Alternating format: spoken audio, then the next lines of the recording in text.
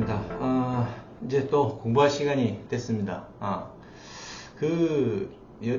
여러분들이 주택 임대차나 상가 임대차 이런 거, 임대차에 대해서 좀 많이, 일반인들이 많이 안다고 생각하는데, 사실은 이런 법률 관계가 다툼이 굉장히 많거든요. 많고, 또 정확하게 이게, 딱 떨어지게 해결책이 안 나는 그런 경우들도 되게 많습니다.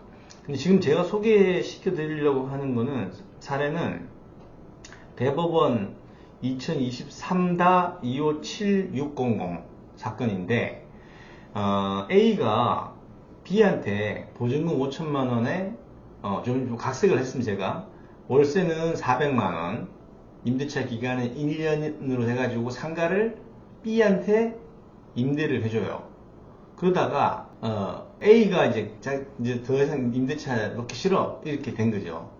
왜냐면은 월세가 처음에는 400만 원 책정했는데 1년 새에 월세가 500, 600 이렇게 뛰어버린 거예요. 그 인근 부동산 시세가 그 정도 평수의 그 상가 월세가. 그러니까 이제 임대인 입장에서는 월세 더 받으려고 이제 갱신 거절을 한 거지. 그리고 임차인 역시도 아유 싫어, 그래 난 너하고 이제 원래 임대인하고 임차인하고 신뢰관계가 있어야지 이거 갱신도 하고 하는 거잖아요. 근데 불화가 생기면은 그것을 잊고 싶겠습니까? 그래서 B가 상가를 이제 넘겨줍니다. 임대인에게 넘겨주는데, 문제는 이제 임대차가 끝나는 게 어떻게 끝나요?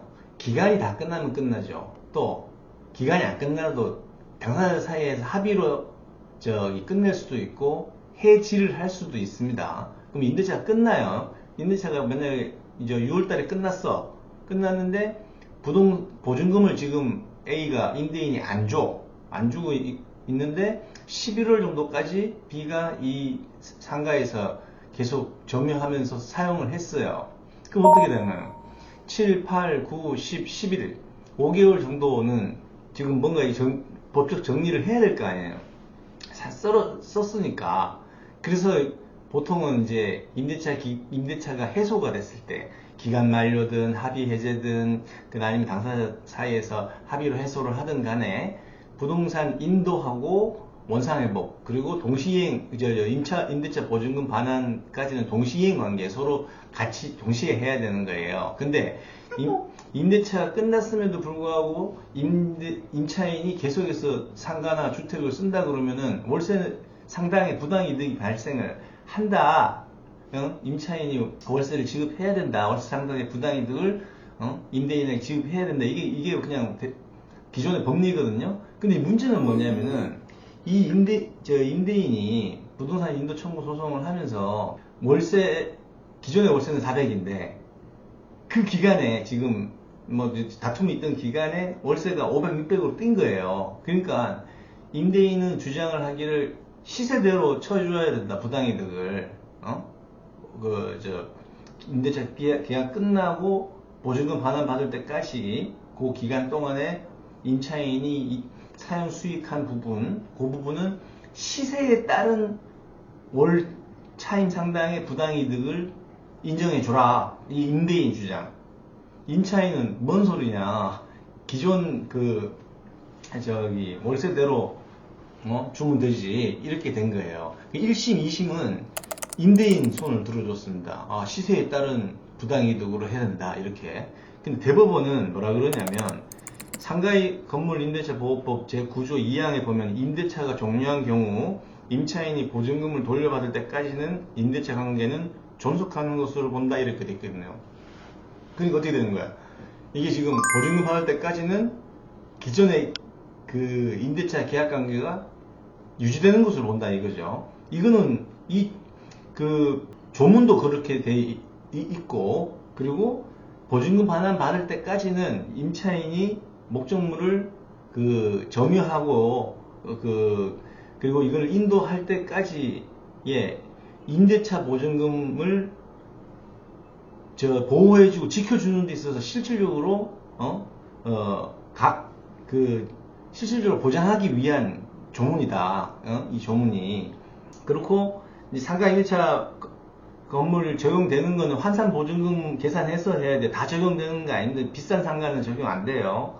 그래서 임대차 종료 후 보증금 반환받기 전까지 상가를 임차인이 사용 수익을 했다 하더라도 임차인에게 임차인 점유하더라도 본래는 이제 부당이득이 발생 안 하는데 실질적으로 이제 기존의 임대 목적 용도대로 사용했다면 부당이득이 발생하는 거거든요.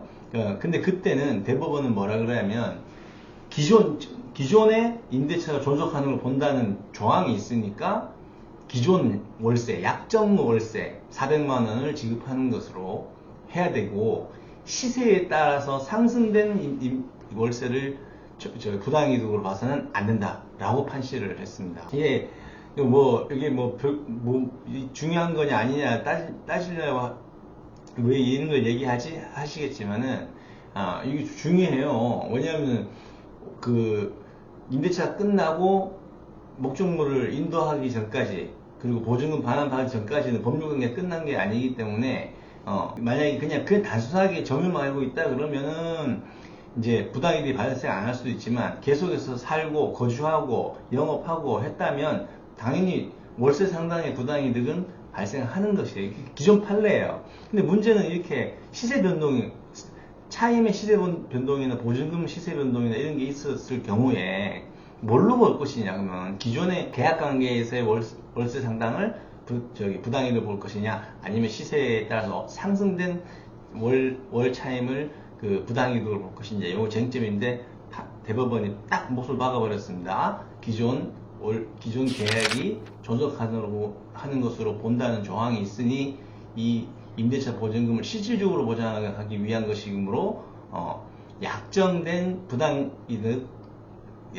차임 상당이 부당이득이지 시세에 따라서 상승된 월 차임을 부당이득으로 봐서는 안 된다. 다시 한 번 더 말씀을 했습니다. 자, 그래서 요거는 좀 재미난 사례이기도 하고 또 목적이 우리가 또 공부를 해서 뇌를 또 주름지게 해야 되잖아요. 그래서 좀 재미난 사례이어서 한번 제가 또 설명을 드려봤습니다. 시청해주셔서 감사합니다.